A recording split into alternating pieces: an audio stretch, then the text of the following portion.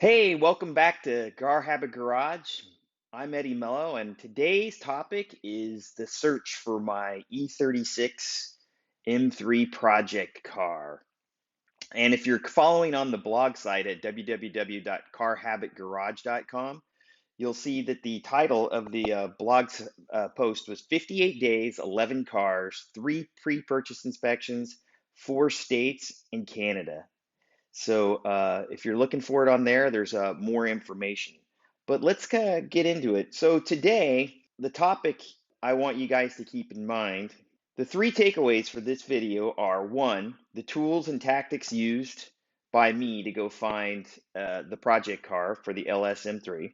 Two, the trade-offs, prioritizing what's most important in your ideal project car. And three, inspections are your friend.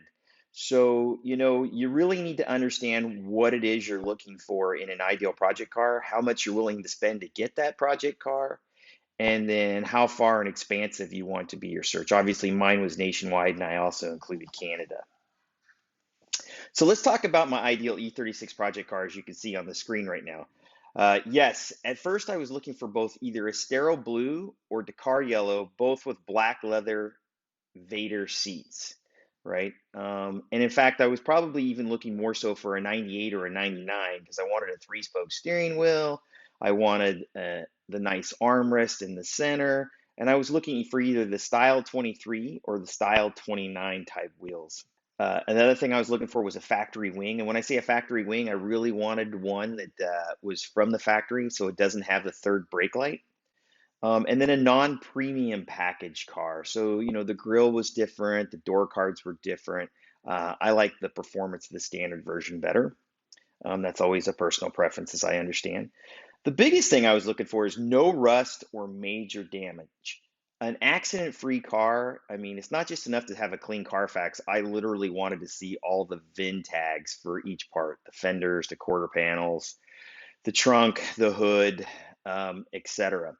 So the doors. And then, the next thing for me was probably interior. The door cards are really hard to either find people to finish them.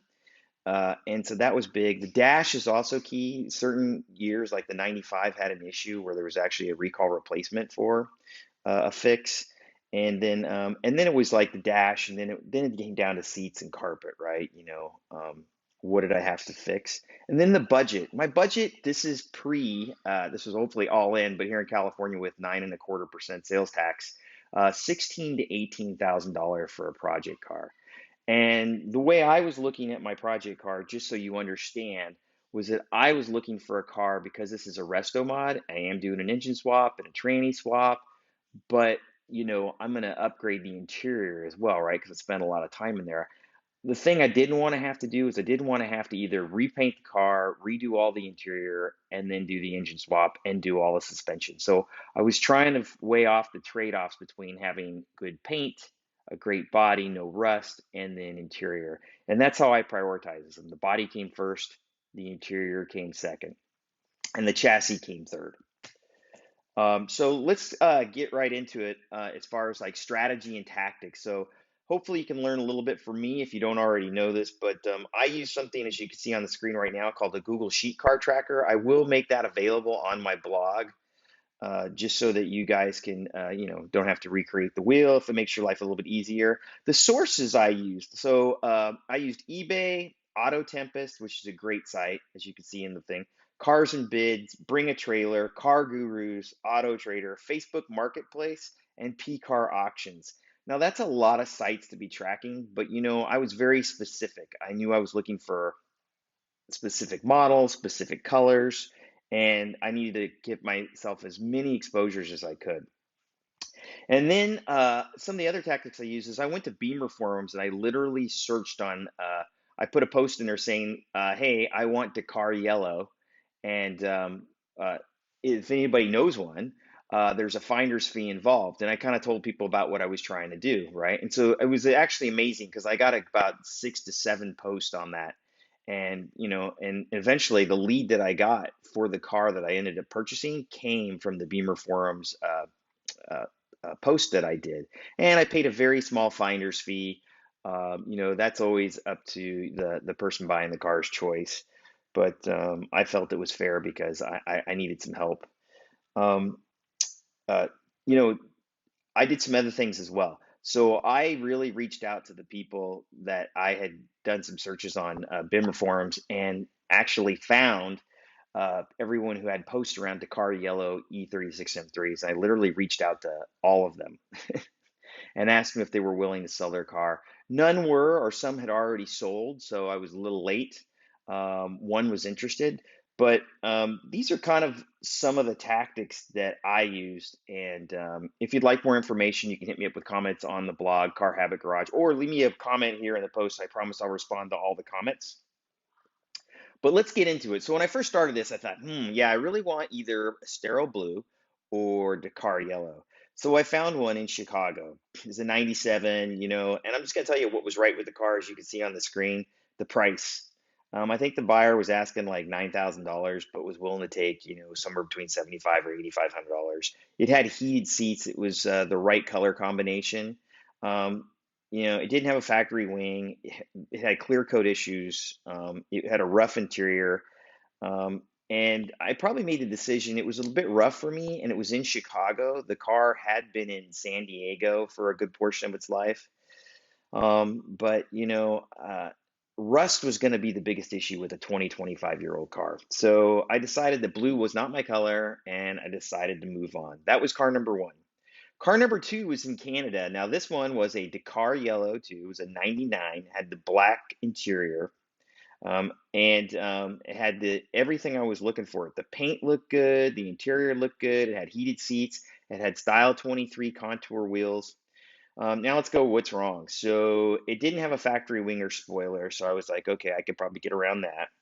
But I'll tell you what, so I got engaged with the buyer and I did my first pre-purchase inspection, and I had to find someone in Canada because it's during COVID to do this. So I found a shop that my builder had actually recommended, and they put the car up on the lift, and they just said there was just a lot of lack of maintenance, and there was some mold damage from an accident that was listed in the Carfax that doesn't look like it had quite been repaired right. So, I basically just passed. I mean, it didn't pass my grade, and I didn't want to take a car that I couldn't see that was going to have problems. And that's why you do pre-purchase inspections, so you can get to that level. So let's move on. Car number three. So, all the while here, I go, let me go see what a really good one looks. So I was here in California, Northern California. I found one in Berkeley. It was a black 95 with the M Rain cloth interior, but it was a perfect candidate car. And I looked at the pictures in Craigslist. Uh, the buyer was asking $22,000. It had under 100,000 miles on. I think it was like 71,000 miles. It was a fantastic car. I went actually and talked to the guy. I drove it, and and first of all the maintenance records were there. It had low miles. It was in perfect shape, no dings, no dents. The paint was in good shape. You could tell it had been in a garage almost its entire life. And then I drove it, and it was really tight. I mean, you could tell that all the upgrades and maintenance had been done, and it was truly a pleasure. It was a great car. The challenge was it was uh, the price started out at 22. The guy said he'd take 20, which in hindsight might have actually been a deal. But I really was set on getting Dakar Yellow. So I kept moving on and thanked the buyer. I knew he would probably end up getting his price. It was a perfect example of what I wanted in my next car. So car number four was another person I found through the Beamer forums, and this one was an enthusiast on Beamer forums who had an extra M3. It was Dakar Yellow. It was a 96, and the price was definitely right. And then, but what was wrong with it was, it had rough paint. It had some dents and dings. And it was a Northeast car its whole life. And, after the Canada incident, and after seeing a lot of cars on Bring a Trailer that had some rust and some didn't have rust, I decided that, I'd keep looking. And COVID once again, because I couldn't fly out, and I just felt that this car wasn't good enough as it was to go and to take and spend the money on a PPI. So I passed on this one. That was car number four. Car number five, in Chicago, another Beamer Fest. Uh, uh, Forum member. It was fantastic. What was right? My exact color combination. It was in perfect condition. The interior looked phenomenal. Even had the Euro MTech 2 steering wheel that I want to do on my car that I am going to do. It had a factory wing. It had heated seats. The only problem was that the owner decided he didn't want to sell it. At first, he wanted to sell it, and he put a price out there, and I said, okay, I think that's reasonable. And then he just decided, and I can understand why. It seems like a great car, and and he's probably trying to figure out, just wasn't the right time for both of us. So thanked him a lot and moved on. Now we're at car number six. So car number six was interesting. It was a company called Symmetry Motorsports, which is actually an enthusiast and a car dealer.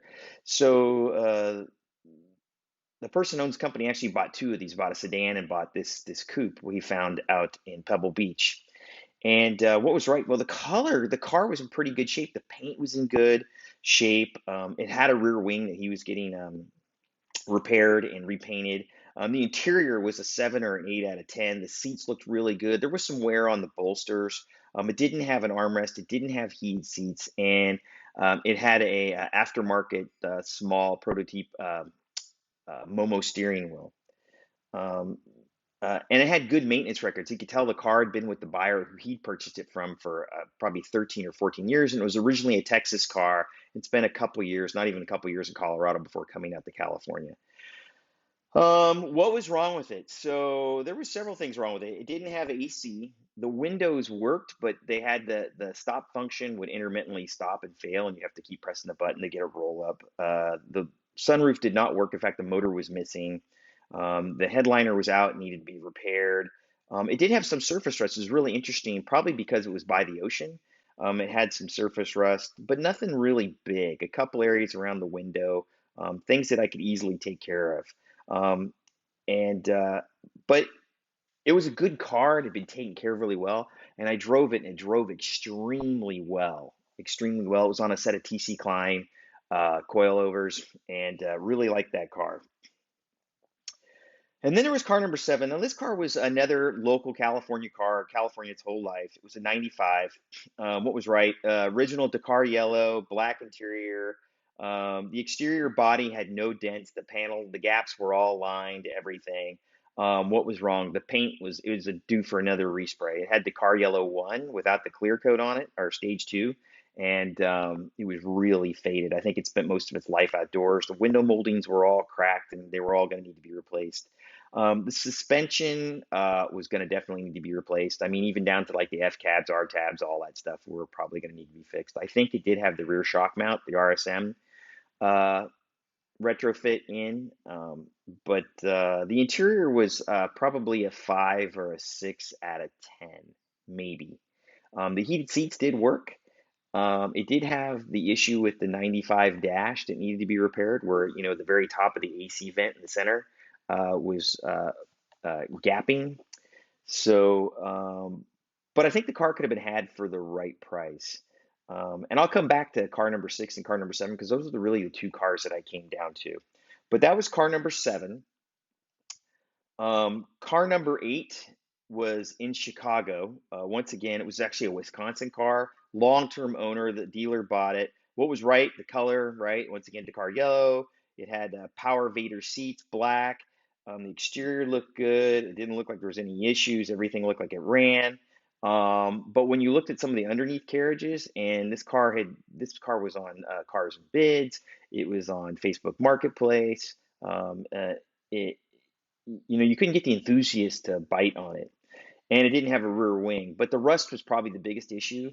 I thought about having this one inspected, and then I just saw enough that I kind of said, okay, hey Ed, maybe you should go just stick to your search in the western states, where the Arizona, Colorado slash Washington, Oregon, California, where it's more no salted roads for snow or no snow, period, right? And then here you'll see on the slide car number 9, right? So this is by a dealer up in Linwood, Washington, in Seattle area, and he was turning it back to almost original. And it was a '98 M3. It was originally purchased in Vancouver, so it was a Canadian car. The color was good, the paint looked good, the interior was good, the exterior looked great, no dents. It had a factory wing. It had heated seats. It was in really good shape, and I got pictures of the underneath. The only problem was I couldn't get him to move on the price at all, and he was asking $35,000. In fact, that car still might be for sale. 35 is a lot for, I think, in a good shape, and it was sub 100,000 miles, but it wasn't like 35,000 miles. And I'm not buying this as a to keep it OEM original. I'm going to make this a resto mod, so this is not my ideal candidate for a car. But it was beautiful, and if I could have got this for the price that I wanted, I probably would have bought it. But like I said, my budget was around 18K max, so there was that. So, a little bit, now that we've talked about some of this stuff, I just want to make sure that, as I wrap up and you guys learn a little bit from what I did, I made some mistakes. I was in a big hurry. 58 days to find a Dakar Yellow M3 is not a long time. And the fact that I had so many to choose from, there was 11. A couple I left off of my list here were things on eBay, and either they went for crazy money because they had low miles, or they just looked really beat up and it wasn't even worth really investigating. But I did want to talk about a little bit of things, like some of the things, the tools and tactics I used. Once again, the websites are really important, and finding a value. I used Bring a Trailer, Cars and Bids, and eBay, and I would just track the values. I'd look at the historicals.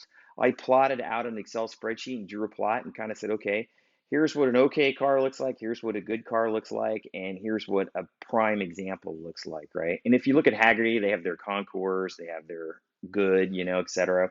There are different definitions, right? But you got to tell as many people what you're looking for, right? Because you never know when someone's going to say, "Oh yeah, hey, I know someone who's got one of those," or "I got a friend who wants to sell." I mean, that's how I found mine. Um, and you got to prioritize exactly what you're looking for in an ideal car, and you got to know what trade-offs you're going to make, because you're going to make trade-offs in 20 to 25-year-old cars unless they've been completely restored. And then the only trade-off there is going to be how much money you're going to have to pay as a premium for that car. But for me, it was the body and the integrity of the body. Second was the interior, and then third was the suspension, right? So I could easily, I didn't want to have to respray a whole car, and I didn't want to have to fix a bunch of dents and dings and go through all gap the panel or remove Bondo, etc.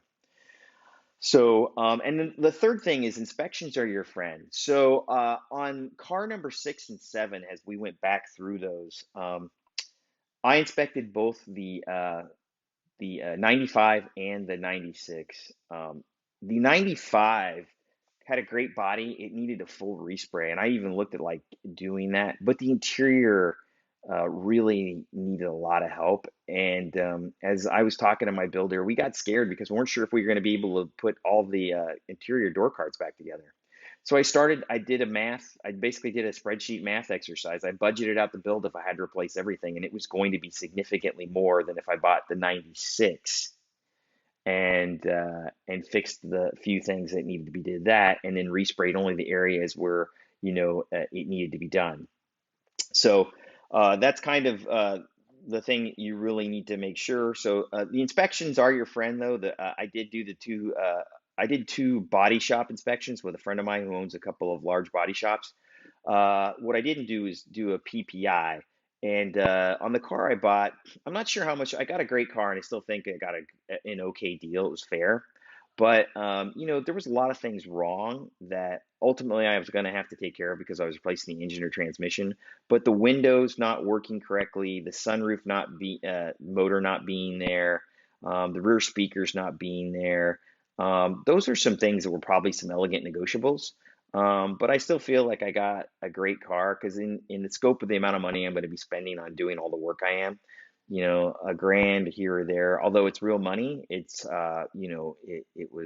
it's less concerning now. But just I'd hate for people that are watching this, to not say that there wasn't something I learned from this. Um, I think, you really got to kind of keep those three things in mind, right? Use all the tools and tactics you can to find a good car, prioritize what's most important in your ideal project car, and inspections are your friend. And then if you go back and you look which car I purchased, it was the car 6. So it was the Danville, California car. Um, it was like I said, it checked all the boxes. It fit the prioritization matrix, and I got it for about the money I wanted to spend. So with that, I'd like to say thanks for watching Car Habit Garage. Uh, if you enjoyed this, please hit the subscribe button. I will have more. I'll try to do detailed. I'm getting a little bit better, I think, at the videos. But I really like to hear comments from people, either around the video quality or around what you'd like to hear next about the LS3 M3 build. Thanks.